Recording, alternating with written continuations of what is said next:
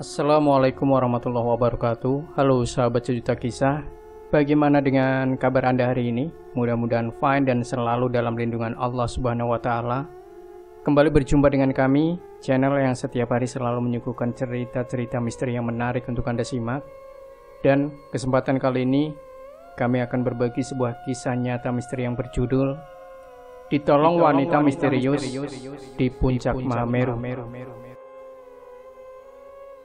September 2014, waktu yang cocok untuk kita menikmati keindahan alam di atas gunung. Maka dari itu, aku membuat agenda untuk mendaki ke Gunung Semeru bersama dua teman baikku yang juga mempunyai hobi sama dalam bidang pendakian. Dani dan Yudi, mereka adalah temanku semenjak SMA. Ya, meskipun kami beda sekolah, tapi kami tinggal satu kosan. Tapi kini kami tinggal berjauhan karena beda kota. Tapi itu tidak membuat kami putus persaudaraan, justru malah sebaliknya.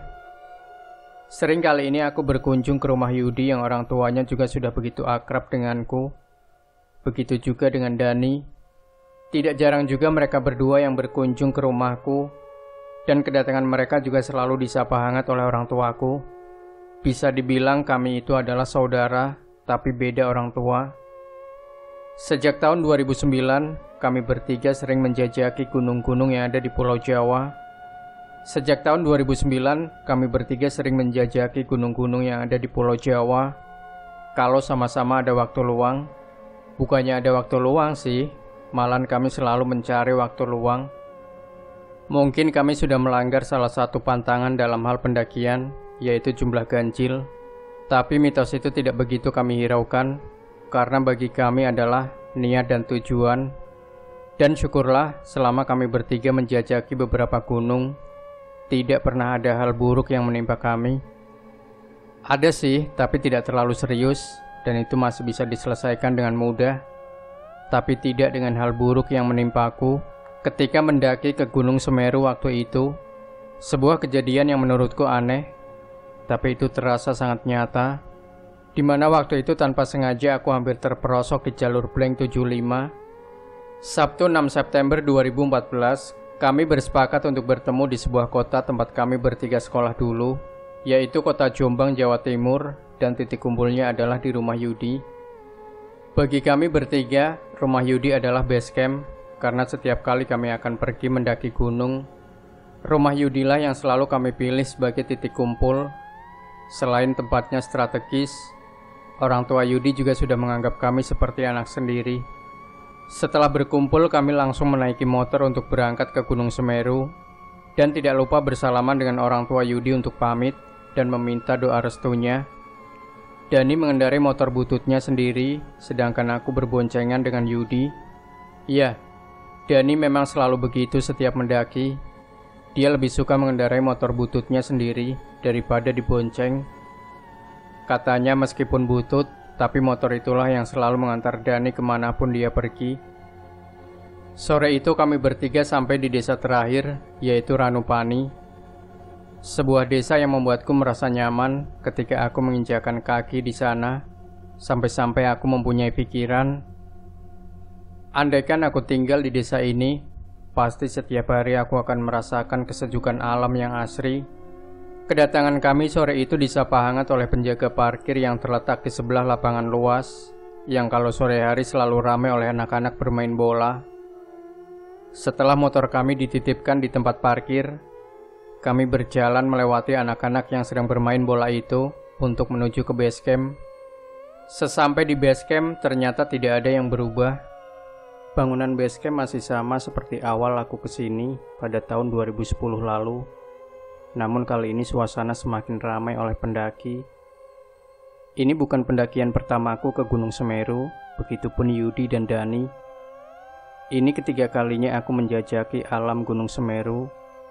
Tapi 2 pendakian sebelumnya kami tidak sampai ke puncak Mahameru. Di tahun 2010 kami hanya mendaki sampai di Ranukumbolo. Dan di tahun 2012 kami bisa sedikit ke atas, ke Kalimati. Tapi kali ini kami bertiga bertekad untuk menginjakan kaki di tanah tertinggi Jawa, yaitu Mahameru. Kurang lebih 15 menit lamanya kami mengurusi maksi, mulai dari mengisi formulir dan yang terakhir membayar tiket sebesar 17.500 per hari. Setelah selesai kami langsung memulai perjalanan sore itu juga. Di awal-awal perjalanan, jalannya masih sama, yaitu jalan aspal yang menurun, hingga sampai di pintu gerbang pendakian. Baru kemarin jalannya berupa tanah dan menanjak. Sambil berjalan aku membayangkan bagaimana rasanya berdiri di puncak Mahameru nanti. Tentunya hal pertama yang akan aku lakukan nanti adalah bersujud syukur. Ya, meskipun belum tentu aku akan kuat untuk menggapai Mahameru. Selangkah demi selangkah, jalan berpaving dan dominan menanjak ini kami lalui hingga tidak terasa sampailah kami di pos peristirahatan pertama. Sesampai di situ kami istirahat di dalam bangunan shelter dan menyempatkan untuk membuat kopi. Kegiatan membuat kopi di perjalanan ini rutin kami lakukan setiap kali mendaki dengan tujuan agar perjalanannya bisa dinikmati dengan adanya kopi di sela-selanya. Di sisi lain waktu itu kami juga sedang menunggu habis waktu maghrib. Setelah kopi sudah habis terminum dan mengingat waktu maghrib juga sudah lewat, kami pun kembali bersiap-siap akan melanjutkan perjalanan ke pos 2. Kami pun kembali bersiap-siap akan melanjutkan perjalanan ke pos berikutnya. Dan malam ini target kami adalah sampai di Ranukumbolo untuk bermalam di sana. Tapi apalah daya, malam ini kami hanya bisa sampai di pos 4. Kami orangnya tidak suka memaksakan sesuatu. Memang tujuan kami malam ini adalah Ranukumbolo dan istirahat di sana. Tapi kalau memang sudah lelah, lebih baik beristirahat dulu, jangan dipaksakan. Karena waktu di pos 4 terlihat sepi, kami memutuskan untuk menggelar matras di dalam bangunan shelter untuk istirahat di dalamnya. Urusan nanti ada pendaki lain yang mau istirahat juga tidak masalah. Bagian tempatnya terlalu luas untuk kami bertiga. Ketika aku sedang sibuk membenahi kantung tidur, aku melihat Yudi sedang sibuk menyalakan kompornya dan akan membuat kopi katanya. Melihat itu aku mengurungkan niatku untuk masuk ke dalam kantung tidur. Aku meninggalkan Dani yang sepertinya sudah tertidur untuk menghampiri Yudi dan memintanya membuatkan kopi untukku juga. Setelah kopi sudah jadi, aku dan Yudi menikmati kopi itu. Kopi yang tadinya panas itu kini sudah menjadi dingin. Hanya pahit yang bisa kurasakan. Ya begitulah kalau Yudi sudah membuat kopi. Mungkin dia lebih memilih pahit daripada harus terkena penyakit diabetes. Tapi meskipun pahit, aku tetap menikmatinya. Kami pun beranjak ke matras untuk istirahat dan meninggalkan gelas kopi itu di sebelah kami. Beberapa saat kemudian kami tertidur. Ketika kami sedang nyenyak tidur, tiba-tiba aku terusik oleh suara pendaki lain yang meminta bantuan. Mas, tolong kami mas. Mendengar suara itu aku pun terbangun. Begitu juga dengan Dani. Setelah kami bangun, pendaki itu mengulangi perkataannya. Mas, tolong kami, tolong banget, ucap pendaki itu dengan gugup. Sepertinya dia sedang mengalami kesulitan. Dengan keadaan yang masih ngantuk, Dani menjawab, ada apa mas? Tolong mas, teman kami roboh di atas. Roboh kenapa? Saya juga kurang tahu, jawab pendaki itu yang masih gugup. Mendengar itu aku membangunkan Yudi yang masih dengan tidur pulasnya. Setelah bangun kami bertiga berjalan ke atas tanjakan mengikuti pendaki itu. Sesampainya di tengah-tengah tanjakan, ternyata salah satu teman wanitanya sedang terlentang di tanah dan nafasnya terengah-engah. Kami pun segera memberi bantuan dan mengangkatnya kembali turun ke pos 4 dengan dibantu teman rombongan mereka. Sesampai kembali di pos 4, kami menidurkan wanita itu di atas matras tempat kami tidur tadi kemudian gadis itu diobati teman lainnya. Mereka satu rombongan yang jumlahnya ada 6 orang, 2 wanita dan 4 laki-laki. Melihat keadaan wanita yang sakit itu, kami tidak bisa berbuat banyak, karena kami tidak mempunyai pengalaman di bidang pengobatan. Kasih nafas buatan aja. Ada yang bau minyak angin nggak? Kayaknya ini terkena angin duduk. Bukan, ini kayak hipotermia. Suara mereka terdengar saling bersautan, mencari tahu penyakit yang diderita wanita itu. Kami bertiga hanya duduk menahan dingin sambil menyaksikan mereka memberi pertolongan. Tidak lama kemudian, pendaki yang tadi membangunkan kami itu mendatangi kami dan berucap, "Mas, terima kasih ya, udah dibantuin. Dan maaf, tempat tidurnya kami pakai." Dani menjawab sekaligus bertanya, "Nggak apa mas, santai aja. Emang temennya kenapa?" "Kurang tahu saya mas. Ada yang bilang terkena angin duduk.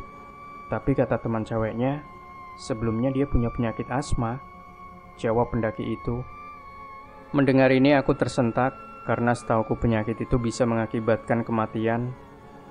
Lalu aku minta maaf pada pendaki itu kalau kami tidak bisa membantunya lebih karena kami tidak tahu apa-apa tentang pengobatan.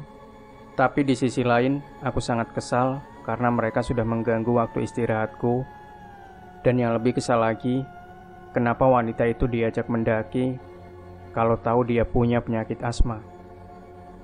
Tapi ya sudahlah, sudah terlanjur juga. Aku hanya berharap semoga wanita itu bisa sehat lagi. Karena tidak bisa berbuat banyak, Yudi mengambil kompor dan nestingnya yang tadi tergeletak di samping matras. Kemudian dia merebus air dan akan membuat kopi. Setelah membuat kopi, Yudi membiarkan kompor itu tetap menyala agar bisa kami gunakan untuk menghangatkan tubuh. Pagi pun tiba. Setelah kejadian yang menimpa rombongan pendaki itu, kami tidak tidur hingga pagi. Dan pagi itu kondisi wanita itu sepertinya sudah membaik. Kami pun mendatanginya untuk melihat keadaannya.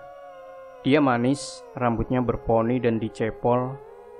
Dia sedang duduk di pelukan teman wanitanya dan terlihat sudah lebih baik dari semalam. Meskipun kondisi tubuhnya masih terlihat lemas. Sungguh kasihan melihat keadaannya yang seperti itu. Setelah melihat kondisi perempuan itu, aku menyarankan pada ketua rombongannya untuk kembali turun dan tidak melanjutkan pendakiannya. Karena takutnya kalau dilanjutin, nanti keadaan wanita itu semakin parah lagi.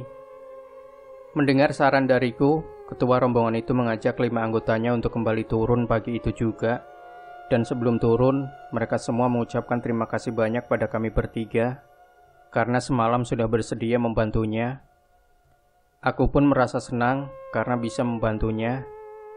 Ya, meskipun pagi itu aku masih menahan ngantuk karena kejadian itu membuat aku tidak tidur lagi hingga pagi.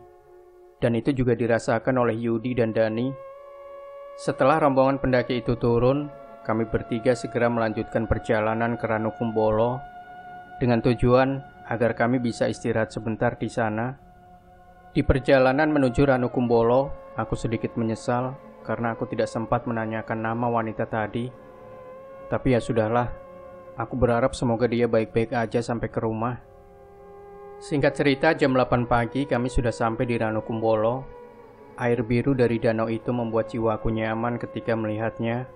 Potongan-potongan pohon yang roboh itu menambah ciri khas yang mengingatkanku pada pendakianku sebelum-sebelumnya, hingga membuat langkah kakiku terhenti sejenak untuk mengambil gambarnya. Kami pun ikut mendirikan tenda.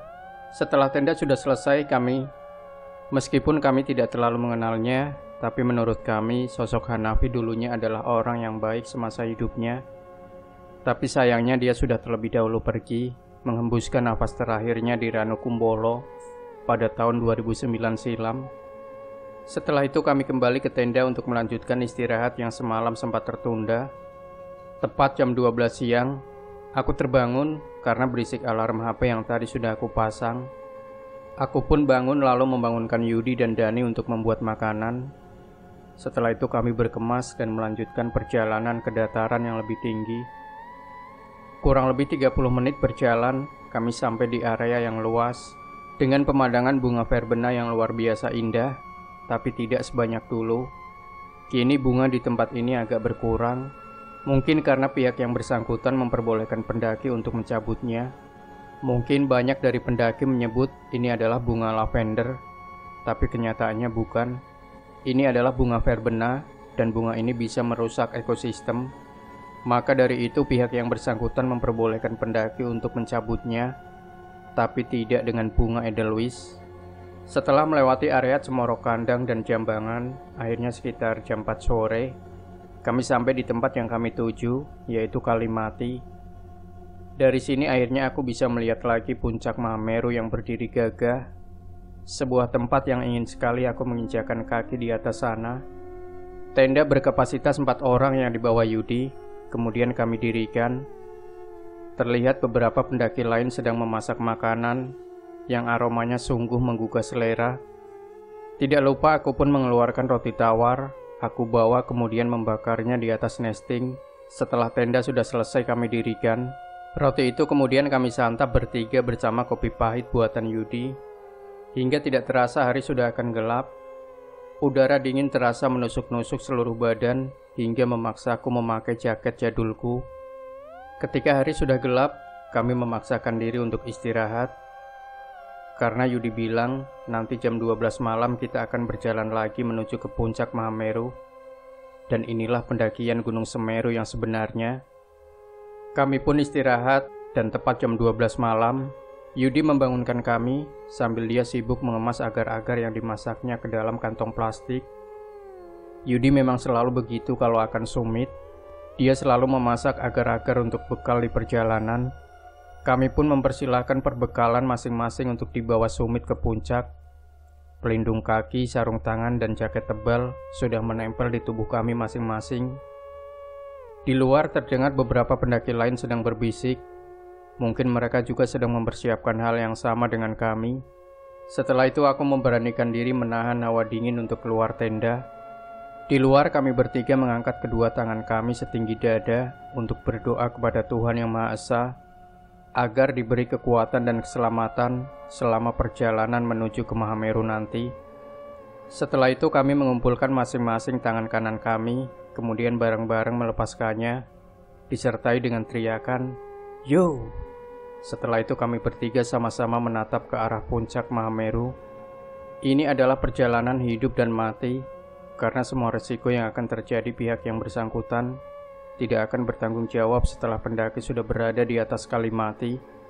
Pada kondisi yang sangat dingin ini, kami pelan-pelan berjalan meninggalkan tenda, dan semakin lama langkah kaki kami menjadi sangat pelan, karena kondisi trek yang berpasir dan berdebu. Di sebelah kanan dan kiri aku melihat banyak petilasan dari pendaki yang sudah terlebih dahulu pergi.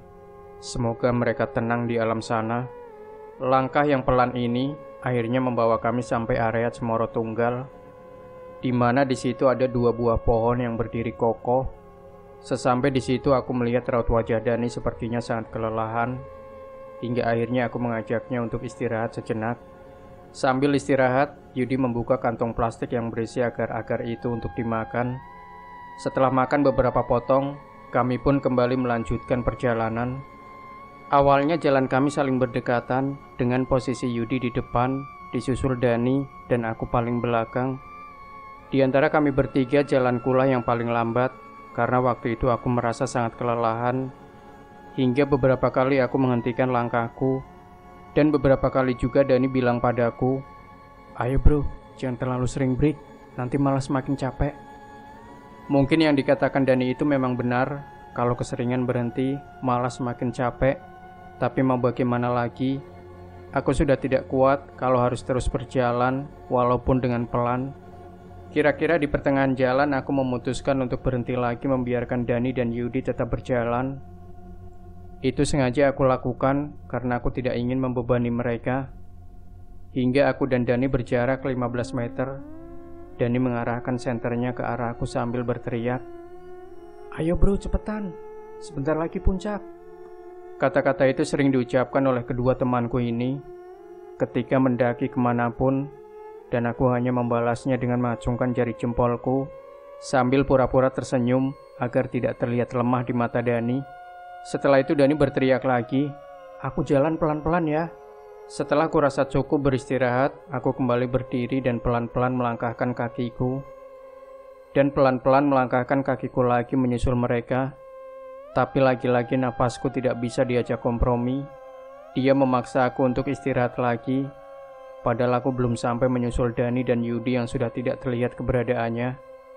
Sambil beristirahat aku berpikir, mungkin kedua temanku ingin segera sampai di puncak. Makanya dia tidak begitu peduli dengan keadaanku. Aku tidak marah pada mereka. Ya, memang inilah perjalanan menuju Mahameru yang tidak semudah yang orang bayangkan. Aku putus asa dan hampir menyerah. Kalau bukan karena kemauanku sendiri, mungkin aku sudah menyerah. Aku berharap kedua temanku itu turun dan membantuku, tapi rasanya mustahil. Di sini hanya aku yang bisa menyelamatkanku. Karena mungkin orang-orang di sini juga sedang berjuang memperjuangkan dirinya masing-masing. Dan beruntunglah jika ada orang lain yang masih peduli dengan keadaan kita di sini. Matahari mulai menampakkan dirinya dan memberikan pemandangan alam yang luar biasa sempurna. Dan kemunculan sang surya itu ternyata bisa membakar semangatku lagi untuk bisa menginjakan kaki di puncak impian. Aku pun mematikan senterku dan beranjak berdiri untuk menyusul teman-temanku. Pelan-pelan aku berjalan melewati jalan yang penuh pasir ini. Lalu dari kejauhan aku melihat dua temanku sedang duduk. Mungkin mereka sedang menungguku. Melihat itu aku sedikit mempercepat jalanku untuk menyusulnya. Sesampainya di situ ternyata benar mereka sedang menungguku sambil makan. Melihat itu aku sedikit mempercepat jalanku untuk menyusulnya. Sesampai di situ ternyata benar mereka sedang menungguku sambil makan agar-agar yang dibawa Yudi. Aku pun ikut makan agar-agar itu. Setelah makan beberapa potong, Yudi bilang, "Udah yuk, kita lanjut lagi, biar cepat sampai." Mendengar ajakan Yudi dalam hatiku ngedumel. Aku baru aja nyampe sini udah diajak jalan lagi. Tapi mau bagaimana lagi? Mungkin mereka udah bosan karena terlalu lama menungguku di sini. Kami pun kembali melanjutkan perjalanan. Karena lelah, sebentar-sebentar aku berhenti. Kulihat kedua temanku sudah jauh di atas. Dan hal yang sama terulang lagi. Dani berteriak ke arahku, "Ayo bro, sebentar lagi kita udah sampai di puncak." Teriak Dani sambil menunjuk ke arah puncak. Aku kembali melangkahkan kaki menguras semua tenaga yang masih kumiliki. Hingga akhirnya aku sampai di puncak impian, puncak Mahameru, tanah tertinggi Jawa. Tidak terasa air mataku menetes bahagia. Dan hal yang pertama yang kulakukan di situ adalah sujud syukur atas keberhasilanku menggapai Mahameru bersama kedua temanku. Setelah itu aku mendatangi kedua temanku dan menggapai tangannya, kemudian memeluknya sambil tertawa bahagia. Rasa lelah yang aku rasakan selama perjalanan tadi itu hilang, karena terbayar dengan keindahan lautan di atas awan. Di puncak kami menghabiskan agar-agar buatan Yudi itu sampai habis. Dan setelah menikmati keindahan puncak, kami pun turun. Di perjalanan turun, aku merasakan nyeri di kakiku bagian kanan, hingga aku tertinggal lagi oleh kedua temanku. Sambil berjalan turun, aku menyeret kaki kananku ini, karena nyeri yang kurasakan ini tidak mampu untuk mengangkatnya. Beberapa menit berjalan, terlihat kedua temanku sedang menungguku sambil berdokumentasi. Aku pun bilang tentang nyeri yang kurasakan ini pada kedua temanku dan mereka bilang, "Gak apa-apa, kita jalannya pelan-pelan aja. Lagian ini kan udah turun." Mendengar itu aku sedikit lega. Ternyata di tempat seperti ini, mereka masih peduli dengan keadaanku. Kami pun kembali berjalan turun dengan posisi yang sama. Yudi paling depan dan aku paling belakang. Tapi, perkataan mereka tadi itu hanya sebatas perkataan. Yudi berjalan menuruni gunung dengan cepat dan disusul Dani. Sedangkan aku hanya bisa berjalan pelan sambil menahan rasa nyeri di kaki kananku. Tidak lama kemudian angin datang sangat kencang hingga aku kesulitan melihat jalan karena debu pasir yang berterbangan itu terlalu tebal menutupi pandanganku. Sambil sedikit memejamkan mata, aku terus berjalan sambil melihat ke bawah dan mengikuti jalan ku injak. Setelah beberapa meter berjalan, syukurlah angin kencang itu sudah berhenti dan pandanganku sudah tidak tertutup oleh debu dan pasir. Tapi ada yang aneh dengan jalan yang kulewati ini. Jalannya begitu sepi, dan tidak ada jejak sepatu pendaki lain di bawah maupun di atas. Tanpa ada pikiran lain, aku terus berjalan, tapi jalan yang kulalui ini semakin curam, dan tidak ada tanda-tanda orang yang pernah melewatinya. Aku pun terdiam sejenak sambil menyalakan sebatang rokok. Aku duduk dengan tujuan menunggu pendaki lain yang lewat, tapi sampai rokok yang kuhisap ini habis, tidak ada pendaki satupun yang lewat. Aku mulai berpikir negatif, apa jangan-jangan aku salah jalan? Apakah nasibku akan sama seperti nama orang-orang yang tertulis di petilasan? Lalu dari atas aku melihat ada satu orang pendaki wanita yang sedang berjalan turun. Melihat itu aku sedikit lega, karena setidaknya aku bisa bertemu dengan orang. Setelah orang itu mendekat, aku dibuat sedikit kaget, karena samar-samar sepertinya aku mengenali pendaki wanita itu. Ternyata benar, dia adalah pendaki wanita yang sakit di pos 4 kemarin, dengan rambutnya yang berponi dan dicepol. Tapi anehnya, dia terlihat memakai baju serba putih dan wajahnya sangat pucat, tapi tidak menghilangkan cantiknya. Aku sedikit ketakutan melihatnya, karena setauku wanita itu sudah kembali turun bersama rombongannya. Kemudian wanita itu bilang dengan suara yang lembut, "Mas, kamu salah jalan. Di depan sana adalah jurang." Spontan aku melihat ke arah bawah, tapi tidak melihat apapun, karena jarak pandangku kurang lebih hanya 1 meter tertutup debu dan pasir yang berterbangan. Lalu aku menoleh ke arah wanita itu lagi, dan dia mengelurkan tangannya sambil bilang, "Ayo jalan balik ke atas." Aku pun meraih tangan wanita itu dan berjalan kembali ke atas, di tengah-tengah debu dan pasir yang berterbangan.